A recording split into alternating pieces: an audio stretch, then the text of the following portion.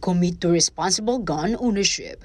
Ito ang panawagan ni Police Brigadier General Rodrigo Maranan, ang direktor ng Police Regional Office o PRO3 sa ating mga karehiyon, kapulisan man, security personnel o maging sibilyan. Hindi lamang sa pagsalubong ng bagong taon kundi sa araw-araw.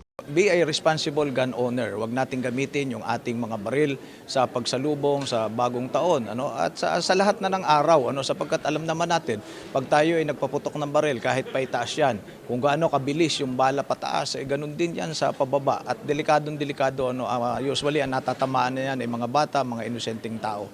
At magiging mahigpit tayo diyan.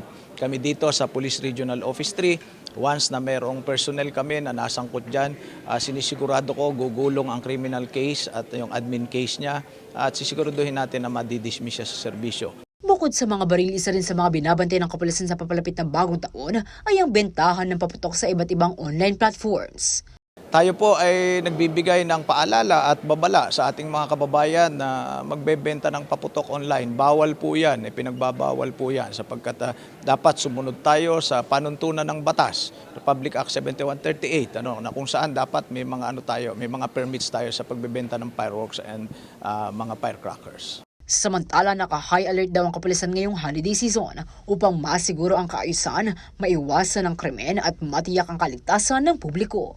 Pinalalakas umano nila ang police visibility lalo sa mga matataong lugar, kagaya ng simbahan, malls at iba pang pasyalan.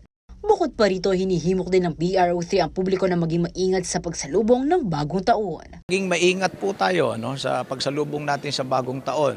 Lalo-lalo na maging maingat tayo sa paggamit ng fireworks and firecrackers. At salubungin natin ang bagong taon ng may saya, pagmamahalan at syempre dapat ligtas. Liana Canilaw, CLTV 36 News.